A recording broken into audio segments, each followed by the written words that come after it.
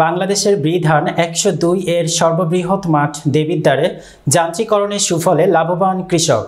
কৃষিকাজে যান্ত্রিকরণে চাষাবাদ উদ্বুদ্ধ করতে এবং নতুন উদ্ভাবনী বিধান ১০২ চাষে কৃষকদের আগ্রহ বাড়াতে উদ্যোগ নিয়েছে দেবিদ্বার উপজেলা কৃষি সম্প্রসারণ অধিদপ্তর। প্রতিনিধি পারভেজ সরকারের পাঠানো তথ্য ও ভিডিও চিত্রে দেখুন বিস্তারিত। কুমিল্লার দেবিদ্বার উপজেলার ইউসুফপুর গ্রামে একটি ফসলি মাঠের ৫০ একর জমিতে বুরু মৌসুমে বিধান ১০২ সমলে চাষাবাদে যান্ত্রিকীকরণে কৃষকদের উদ্বুদ্ধ করে ওই চাষাবাদ করা হয়েছে।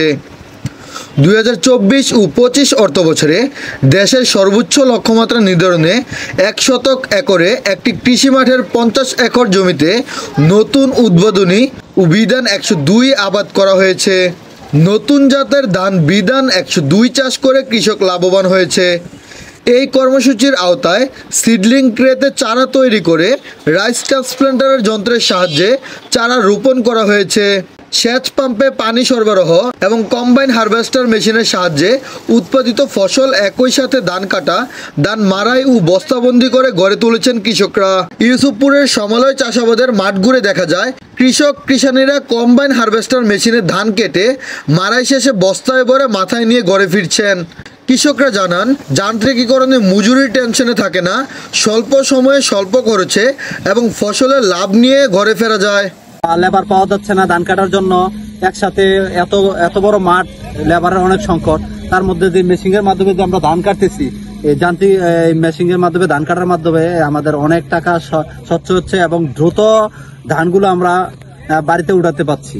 অন্যান্য বছর থেকে এইবার বছর যে ধান হয়েছে যেমন একটা জাদুর বাক্সর মতো আল্লাহ দিলে, কারণ এবার যে ধান পাইছি শতকে ৩৫-৪০ কেজি ধান হবে শতকে আল্লাহর রহমতে।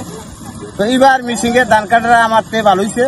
শতকে মনে হয় আনুমানিক ৮৫ টাকা শতক করবো, করাটা কিন্তু বড় কথা। এই সময়টা যান কামলা পাওয়া যায় না, মেশিন দিয়ে আমরা ভালো হয়েছে। বর্তমানে আমাদের বাজারে কামলার যে দাম, আমরা ১ মণ ধানের টাকা দিয়ে একজন কামলা পাই না। এই মেশিন বাইর হওয়াতে আমরা এই জিনিসটা অনেক উপকার পাইছি। মেশিনে লাগাইছি, মেশিনে দাইতাছি, আলহামদুলিল্লাহ ধান অনেক ভালো হয়েছে। কিন্তু আগে থেকে অনেক আগে কামলাদায় মানুষ কাম করাইতাম, আর এখন মেশিন বার হয়েছে, মেশিনে খেত দাইছে, মেশিনে খেত লাগাইছে, সবকিছু মেশিন হইতে আছে। আলহামদুলিল্লাহ অনেক ধান ভালো হয়েছে। আগে লাগাইতাম একখানি জমির মধ্যে ২০০০ টাকা দিতে লাগাই না, তার এখন আমরা ফ্রি পাইতেছি। ফ্রি পাতে মেশিনটা হওয়ার থেকে আমরা অনেক সুবিধা পাইতেছি। তো আমরা চাই এই মেশিনে, আমরা কৃষকরা এই মেশিনে যাতে সবাই লাগাইতে পারে। আগে এখানে খেত দাইতে মনে করেন আমাদের সময় লাগতো প্রায় একদিন, হয় নর্মালি ৭ থেকে ৮টা লোক লাগতো এখানে খেতে। তো ওই অনুযায়ী এখন মনে করেন আমরা ১ থেকে ১.৫ ঘন্টার মধ্যে মনে করেন ধানগুলো আমরা প্যাকেট করতেই পারতেছি, আর ১ ঘন্টার মধ্যে বাড়ি পর্যন্ত চলে যেতে পারতেছে। আমাদের সময়ও সেভ হয়েছে, টাকাও সেভ হইতেছে। তাছাড়া যন্ত্রের সাহায্যে রোপণ ও কর্তনের ফলে অর্থনৈতিক সুবিধা পেয়েছেন কৃষক। সরকারিভাবে রোপণ ও কর্তনের ব্যয় বহন করা হলেও বাজার মূল্য বিবেচনা নিয়ে হিসাব করলে ১ একর প্রতি সাশ্রয় হয়েছে ১৯,৮১৫ টাকা, যা ৫০ একরে দাঁড়ায় ৯,৯০,৭৫০ টাকা। অর্থাৎ ৫০ একরে সমলয় চাষাবাদের মাধ্যমে কৃষকদের সর্বমোট ২২,৮৬,৭৫০ টাকার অতিরিক্ত ফসল ও অর্থ সাশ্রয় হয়েছে।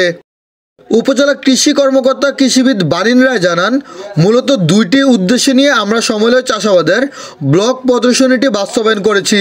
প্রথমত, কৃষিতে যান্ত্রিকীকরণ, বিশেষ করে রাইস ট্রান্সপ্লান্টারের ব্যবহারে জনপ্রিয়করণ।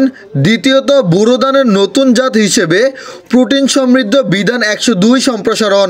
আমরা একটু শঙ্কিত ছিলাম, কারণ মেশিনের মাধ্যমে ১০২ আমরা কখনো করিনি। ইনফ্যাক্ট জাতটাই খুবই নতুন, কিন্তু আমরা শেষ পর্যন্ত এসে যেটা দেখলাম যে আমরা কৃষকরা খুব খুশি এবং খুব সফলতার সাথে ১০২টা চাষাবাদ হয়েছে। এবং ৫০ একরের এত বড় মাঠ ১০২, আমার ধারণা বাংলাদেশে এইরকম এই নতুন জাতের এত বড় মাঠ সম্ভবত আর নাই। জিঙ্ক সমৃদ্ধ ১০২ এর এত বড় মাঠ, এটা একটা সাফল্য।